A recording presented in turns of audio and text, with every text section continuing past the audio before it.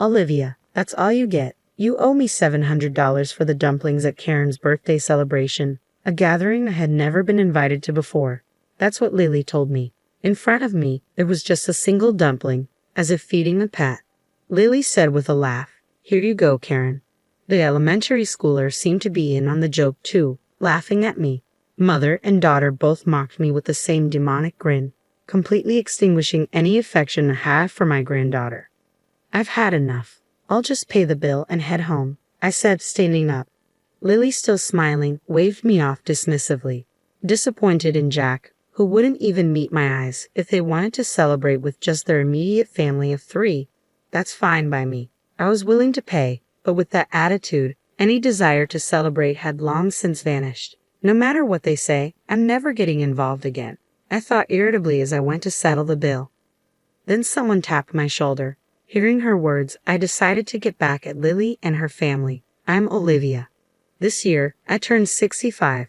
Blessed with children, I've led a normal life, though my husband was always focused on his work and not much of a talker. I believed we had a good relationship.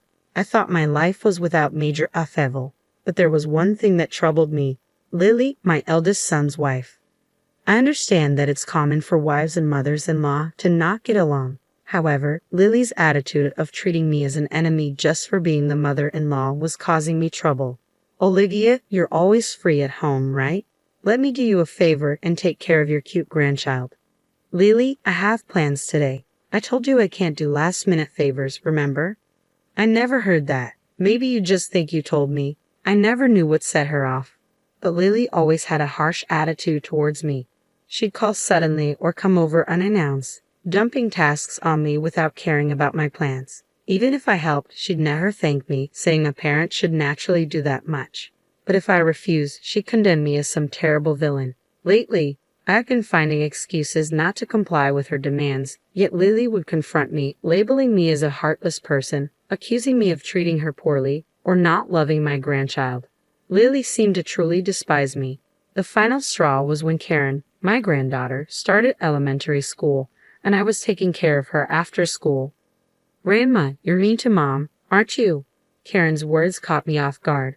"What? No, why would you say that?" "That's what Mom says. You always lie and say you don't," Karen replied, tears welling in her eyes. Apparently, Lily had been telling Karen that I was mean to her, and I was confronted with such accusations from Karen. I had no idea what she was talking about and tried to get the details from Karen. But Karen, seemingly taking Lily's words at face value, just kept calling me a liar, making it impossible to have a conversation. I couldn't understand why Lily would manipulate such a young child to dislike me. With no idea what to do or what was even happening, I was at my wit's end. When I talked to my husband, his response was dismissive. "She's a child. She probably doesn't understand yet."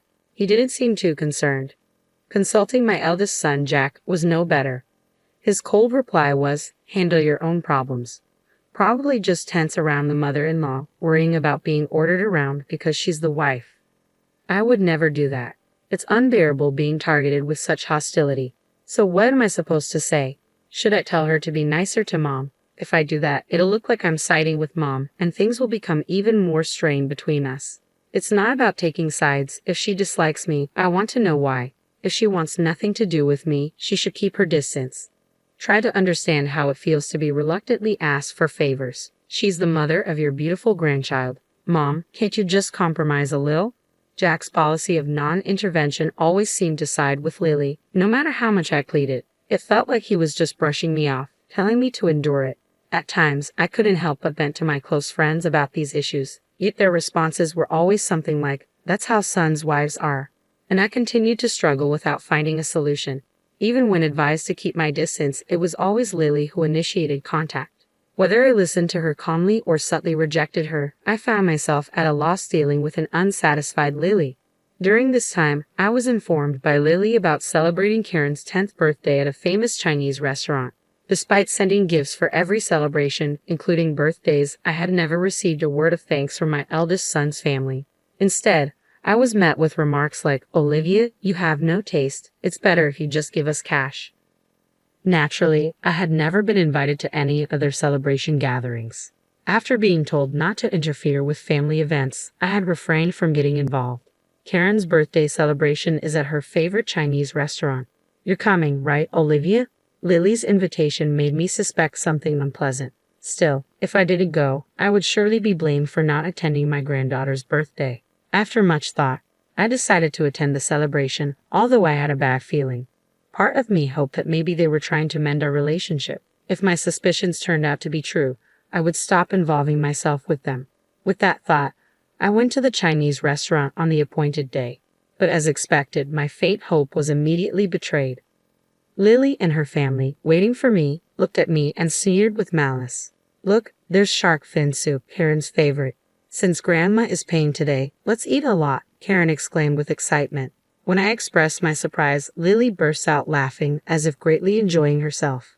Initially, I had thought it wouldn't be a problem to pay for the meal, considering it was to celebrate Karen's 10th birthday. However, Lily's declaration as if it was a given, even before I'd offered, took me by surprise. You're not planning to eat without paying, are you, Olivia? How brazen, Lily remarked. I never had such intention, but Lily could have at least mentioned the cost beforehand. What? I told you in advance. Don't blame others for your forgetfulness. It's true what they say about memory loss and old age, Lily retorted with sarcasm, making me realize that what I had hoped for was never going to happen. I decided to eat quickly and leave. As I was about to enjoy the delicious-looking dishes laid out before me, something happened. Hey, what do you think you're doing? Lily snapped as I reached for one of the expensive-looking dishes. She slapped my hand away, her gesture akin to scolding a child for a mistake. Sweating with uncertainty, I wondered if I had done something rude, but seeing me flustered, Lily laughed mockingly and said something outrageous. Today, Olivia, you're just the wallet, so no eating, Lily declared. What, Olivia, did you really think you were invited for Karen's celebration? It's obvious you're here to pay the bill. That's right, pay up. Be grateful we even let you sit at the table. Don't even think about touching the food, Karen joined in, insulting me. Seeing this, Jack turned his face away from me and said nothing, in a situation with no allies. My heart felt like it was being squeezed. I sighed, unable to find a solution to the relentless harassment. Feeling sick, I even started to think about just going home. Then, as if struck by an idea, Lily dropped a single dumpling onto my empty plate. Well, can't be helped, I guess. You can eat that much, Mom, she remarked, tauntingly. A single dumpling? Olivia, that's all for you. You owe $700 for that dumpling, Grandma, Lily continued, her tone laced with sarcasm. That's so lame, even Karen, a grade schooler, joined in, laughing at me. Their demonic smiles, mother and daughter alike, mocking me, extinguished any affection I had left for my granddaughter. This was the moment I decided to cut ties completely. I didn't feel like celebrating her birthday anymore, but as a severance it was a small price to pay. I've had enough. I'll pay the bill and leave first, I declared. What? You're leaving already? Thanks for the meal. Please just leave me alone from now on, Lily responded dismissively. I was disappointed in Jack, who wouldn't even make eye contact until the end. No matter what was said, Jack wouldn't reprimand Lily or even Karen. Trying to contain my intense anger, I went to pay the bill. As I approached the cash register, the flustered owner appeared. Dear customer, I'm sorry, but the course meal is still ongoing. Could you please wait a little longer? I'm sorry, but I need to leave now. Can I just pay the bill first? I replied, feeling impatient. Didn't you like the food? The owner asked, puzzled. The dumpling was delicious. Just the dumpling. Was there something in the other dishes you didn't like? I inquired, realizing that Lily had reserved a course meal, and the owner was confused. As I was leaving halfway through, he approached me, wondering how to explain the situation. Feeling foolish to cover for my eldest son's family, I blurted out, I'm apparently just the wallet. Then someone tapped my shoulder from behind. It was Mary, a friend who had listened to my complaints before. I saw everything just now. It's much worse than what you told me, she said. When did you get here? I asked, surprised. Just before you all arrived. I heard the whole thing as it happened, Mary explained. She had been at the same restaurant with her colleagues from work and happened to witness how my eldest son's family was treating me. Hurrying to talk to me as I headed to the register, seemingly more outraged than me, Mary said, You don't need to pay, and stopped my hand. Listen, Olivia, Even if it's your grandchild, that behavior is not normal. At her age, she should know better than to treat family that way. But no matter what I say, nobody listens to me, not even my son, Jack. So, you're just going to let them walk all over you. Mary's words made me realize something. Looking back, my eldest son's family, unconcerned about me, was happily chatting and enjoying their meal. They probably don't even consider me family anymore. Jack glanced at me for a moment but quickly averted his eyes as soon as we made eye contact. Seeing such a pitiful attitude, I felt like the person sitting there was not my son. If they don't understand words, then show them with actions, Mary encouraged. Thank you, Mary. Can I ask for a little help? I felt encouraged by Mary's support. The owner, sensing the uneasy situation, nodded at me as if to say he was on my side. I'm sorry, but I only ate one dumpling, I explained. Understood. Let's do this. Based on our explanation and the owner's decision, I only had to pay for the one dumpling. As I ate, it felt awkward to put out just a few bills. But the owner smiled, processed the payment, and handed me the receipt. The rest of the bill will be paid by those who ate. No worries. Thank you very much, he reassured me. In a situation with no allies, I found unexpected salvation in the kind restaurant owner and my friend. Internally, I felt that this alone was a good enough punishment for them. But after receiving advice from Mary, I wasn't planning to let their divine retribution end there. I'm sorry and thank you so much for today. I expressed my gratitude to Mary. It's all right. From now on, if they treat you badly, speak up firmly, okay? Mary advised. Yes, thank you. Actually, I have another favor to ask, if that's okay, I added before watching her return to the restaurant. Then, I headed home, ready to deliver a final blow to my eldest son's family. The next day, when my doorbell rang, I was sure it was Lily. I had anticipated that she would come to complain about the payment from yesterday. Sure enough, the monitor showed Lily glaring at the camera with a furious expression, and I went to the door. What do you mean, Olivia, not paying for yesterday's food and drinks? What kind of reasoning is that? Lily demanded angrily. Food and drinks? What are you talking about? Don't play dumb, I replied, puzzled. It's about Karen's birthday party yesterday, Lily clarified, her irritation evident. That's right, you should at least pay up. Karen, who came with Lily, was also glaring at me. As the restaurant owner had said, my son's family had to pay for themselves and were in a panic. They hadn't brought their wallets, expecting me to pay. Jack had to run to an ATM at a grocery store, and they were quite embarrassed. Karen, showing her anger, furrowed her brow, and yelled at me, her expression hardly one you'd direct at a family member. I sighed lightly before facing Lily to talk. I'd only ate one dumpling yesterday, so I only pay for what I ate. The dumpling cost $700, remember? Oh, maybe you didn't hear it because of your age, I remarked, feeling the weight of their rude attitudes. With such disrespectful behavior from both a wife and granddaughter, I didn't feel like paying anymore. As I retorted, they became even more heated and started verbally abusing me. What kind of attitude is that? Just because you're Karen's grandmother, you think you can do anything you want. I don't want a grandma like you. Don't act so high and mighty, Lily accused, pointing fingers at me as if I were some kind of villain. Karen, too, acted as though she was a hero, delivering justice to evil. Was there really a reason I had to be yelled at like this? I couldn't help but ask out loud, and an astonishing response came back. Hey, why do I have to be treated like this? What could you like about me? What have I done? I questioned, confused by their hostility. You haven't done anything. You know, wives just don't like their mothers-in-law, Lily replied casually. What do you mean, just that? I pressed for clarification. This time, I thought I'd make you useful as a wallet since I was angry, Lily retorted, stunning me with her unexpected words. I was speechless. Then before I could signal, the door to the next room opened, and Mary entered the living room. The moment they saw Mary's face, the two were speechless, their mouths agape. Listening to you all this time, is that how you treat my friend? Mary questioned, her tone firm. Why are you here, Karen? Lily stammered, clearly flustered by Mary's sudden appearance. It was understandable. Mary still worked as a language teacher in a certain classroom and was also the teacher of the language class that Karen attended. When I had spoken to Mary, the situation was so different from Karen's behavior in class that she had trouble believing me.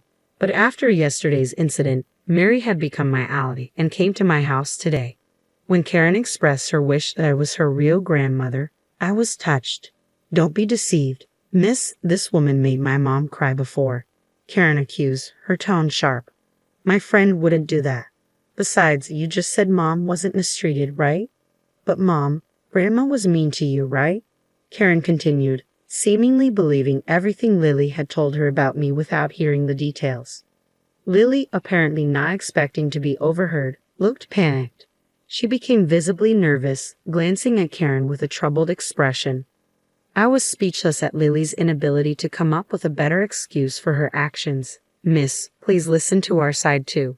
Just because she's your friend, it doesn't mean you should take Olivia's side, Lily pleaded, attempting to win Mary over with excuses. But Mary was judging based on the behavior she had witnessed, not on Lily's unsubstantiated claims. With no chance of Mary siding with them, Karen, scolded by her teacher, looked like she was about to cry. Only giving one dumpling and then expecting $700 in payment. That's no way to treat family, is it? Mary questioned, her tone pointed. But it was my birthday, so it's only natural for Grandma to pay. That's what Mom said, Lily interjected, trying to justify their behavior. Considering your attitude earlier, those kinds of words wouldn't come out unless you really looked down on someone. You usually don't speak to your grandmother like that, do you? Mary countered, her words piercing through the tension. Shocked by her favorite teacher's words, Karen seemed deeply affected. Seeing Karen's reaction, Lily, while still glaring at me, was at a loss for words. It wasn't a complaint, it was the truth. I just happened to see what was going on. Well, I won't forgive you, Olivia. Don't think you can see your granddaughter again, Lily declared angrily. Fine by me. I'd like to ask the same. Don't involve me anymore, I retorted. Lily left, pulling Karen's hand and looking resentful. As I watched them leave, I finally let out a sigh of relief. Seeing this, Mary patted my back. After all that, they won't be able to act so arrogantly anymore. Thank you, Mary. Sorry for always relying on you. I express my gratitude. It's fine, Olivia. They wouldn't listen to you, right? With that attitude, it's no wonder. Mary reassured me, her cheerful demeanor saving me. I was able to cut ties with Lily and her family. It's a shame I couldn't say anything to Jack, but I don't expect to hear anything more from Lily. Seeing the usually confident Lily taken aback cleared the frustration I had been carrying. However, apparently Lily and Karen got into an argument because Lily had lied to Karen about me, leading to Mom made the teacher dislike me. Karen still couldn't be appeased, and Lily called me to complain. Explain the situation to Mary. Is it okay for Karen to stop going to her language class? Lily asked. What's there to explain? Mary saw everything for herself. What more is there to say? If you admit to harassing me, then my story won't be a lie, I responded. Why, you could at least agree with me on that, Lily pleaded. No way. That's your responsibility. You should sincerely apologize to Karen, I insisted. Lily called me several times, but since she told me to stay away, I stopped answering. Jack also called, confused about which side to take between Lily and Karen. Disgusted with his indecisive attitude, I echoed the words once said to me, handle your own problems. Anne continues to attend Mary's class and has become much quieter since being scolded that day. Well, she was too energetic before, so maybe this is just right for her now, I reflected. As a sign of reflection, I hope so. Don't worry about it, Olivia. As a teacher, I'll keep an eye on her, Mary reassured me. Thank you. I owe you so much, Mary. I expressed my gratitude. Don't mention it. We're friends, after all, Mary said nonchalantly. Please don't worry about it. I couldn't help but feel grateful to Mary. Next time, I plan to go out with Mary and finally enjoy the Chinese meal we missed.